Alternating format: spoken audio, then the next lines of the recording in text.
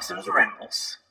Hey YouTube, Dawson Rider here with a Dawson's Rambles Toku news episode. There's been some little tidbits of stuff that have released for all three main franchises that I usually cover, being PR, Super Sentai, and Rider. Just little tidbits, nothing too huge. Most of it was kind of known stuff, you know, we just get more clear pictures of stuff. To start off, I'll go ahead and get Power Rangers out of the way. There's not a whole lot of huge news. I kind of covered the Saban brand stuff in my last news video. Like with everything else in this video, if any other news pops up in the coming weeks, I'll be doing videos for it. But basically, the only thing I thought was worth noting is, I actually meant to mention this a week ago or so when it came out, I think, but we got a look at the Power Rangers exclusives we're going to have for Comic-Con. We have the two MMPR red and green figure arts with the Tommy and Jason heads on them. We saw those sometime last year. I don't remember what show it was, and I don't even remember if they said how it was going to be released, but it's going to be a Comic-Con exclusive. I'm not sure if I'll try to get my hands on those. I wasn't too hot on them, but if they would have been retail, I might have picked them up just for completion's sake. But if they go for too high a price for being exclusive, then I don't really feel like it's worth it for just more MMPR stuff. But we'll see. I'm not going to rule it out. The only other thing, which was actually kind of neat, which was, you know, not the giant, but like the robot Chogokin, I reviewed it. I think that might be the name of the old little figures, but black and almost like a green edition, like a black edition of the MMPR Megazord from the Soul of Chogokin. I think that's the name line. I keep feeling like I'm getting it wrong. But it's that sort of high-end Megazord. I did a review on it a while back. It's kind of like if a combinable Megazord was done like a figure art, and that was pretty neat. I got that a little while back when it was on sale. Dragon Zord's on the way, but they're doing a black edition. Now that's pretty cool. I'm not sure if I'll track that down. I kind of want to, though, if I can find a good price, because I'm kind of a sucker for those Black Edition repaints. I have like a little mini collection of them. It's kind of like one of those fun for me type of deals I have in my collection, so I'm going to keep my eye on that more so than I am the figure arts for a potential buy down the line. But yeah, that was pretty much it. You know, obviously we're not going to get any Bandai stuff this year because, you know, Bandai's not making the toys anymore. I mean, who knows? We still got a couple months. Maybe we'll get a huge left field surprise. And I doubt we'll get anything from Hasbro. It would be kind of cool if we ended up getting a little surprise sneak preview exclusive item. That would be kind of neat. But I don't really expect anything like that. Maybe we might see some early stuff on the show floor. That would be cool. At the very least, I get a feeling they might be doing like a coming soon bit. I don't know. We'll see. We'll see. But that's it for PR news. Sentai news is really small. There's not really a whole lot. I was waiting to film this video till today, which is Sunday, in case more came out. And if it does, I'll do another video. But right now, it just looks like the only thing we have is just some newish, clear pictures of Patren, Lupin X, which is the Gold Silver Ranger double agent guy. I didn't read too much about the stuff around it, but I did hear rumors that people were thinking it might end up being a Shurikenju situation, where it's like, he has an identity, but we don't find it out ever or till later. So I get it from that vibe. I almost think it might end up being like a situation like we have with Goody, where he's like known to both teams and he'll just help them out depending on the day, rather than them thinking they each have an individual new team number and it's a secret. Because honestly, I think it's a really missed opportunity. I mean, the suits look okay. I think I like the Lupin version better. I think it looks a little cooler to me. But I'll be honest, it's a pretty boring take. And I think there's a huge missed opportunity to have a Ranger, I've said this before, that looks truly distinctly different and have a fun storyline where he's doing like the 2 dates trope. You know, he's helping the Lupin Rangers out, runs away, morphs into his Pat Ranger suit, but if that's the case and they're doing it, he's got the worst disguise I've ever seen.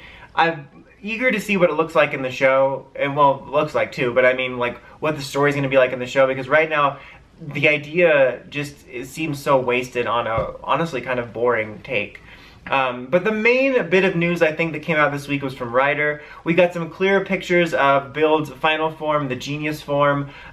We saw it a while back, several times in like the varying stages of how we get Toku scans, but these are like in-show suit pics, and it's like the classic power-up where the Rider gets like all of the gimmick on him, so he's got bottles everywhere. Like it's actually kind of neat because his visors are bottles jutting off, but they're like of the red and blue bottles, given like the rabbit tank of it all, which I think is cool. And the base suit is white, which I feel like is a pretty common thing recently, but I like it. I'm again eager to see how it looks in the show to form more of a overall opinion how much I like the suit, but I do dig it. I think it's pretty cool. We also got something that I honestly can't remember if we got a look at before, but it's like a new version of the Cross Z suit, Claws. I call it Claws. I'm calling it Claws. I do what I like. Suit that's like, it's like Claws Complete or something like that. I can't remember the name now. I just had it in my head before this, but it'll be in the descriptions and stuff. But it's like Ryuga's own version of the evil Claws suit. Like, he's got the Ryuga helmet slightly tweaked, and he's got kind of a version of the evil suit that looks like a fancy jacket, like, rather than like all this steampunk-ish looking stuff. So, and it comes, it's accompanied by a recolor of the little mini dragon power-up. And I'm fine with that. I think it's kind of neat. I like that he's going to be able to access a portion of that.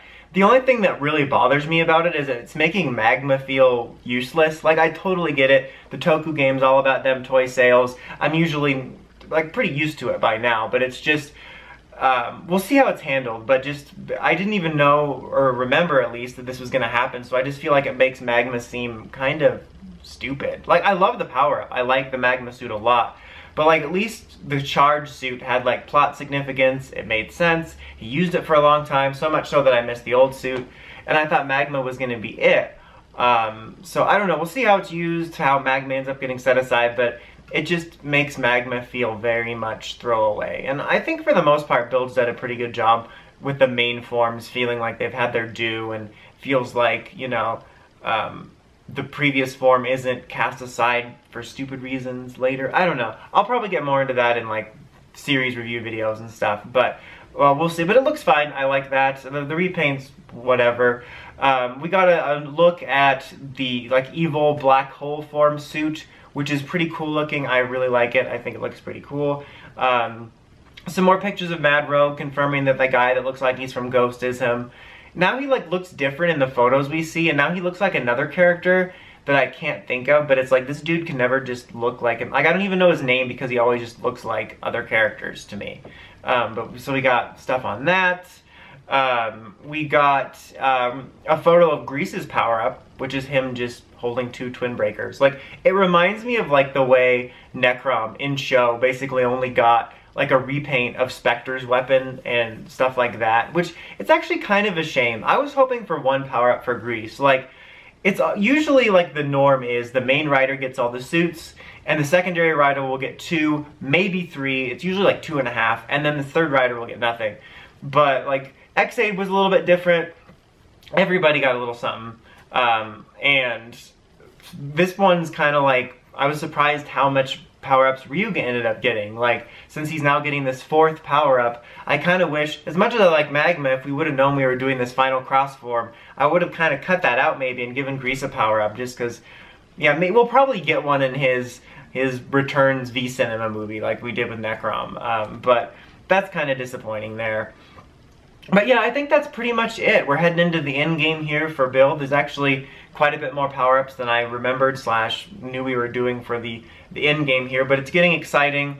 If any more major news tidbits about this breaks, I'll try to squeeze in another update video, but I just wanted to do a fun little scans video because I haven't done it in a while. But exciting stuff. Even though I'm not too hot on the concept of the 6th Ranger for Lupin Pato, I will still look forward to seeing how it's handled. I'm looking forward to seeing these new build developments, and I'm more excited to find out what's happening in the Power Rangers stuff and the show-wise as we go on, like this exclusive stuff here or there.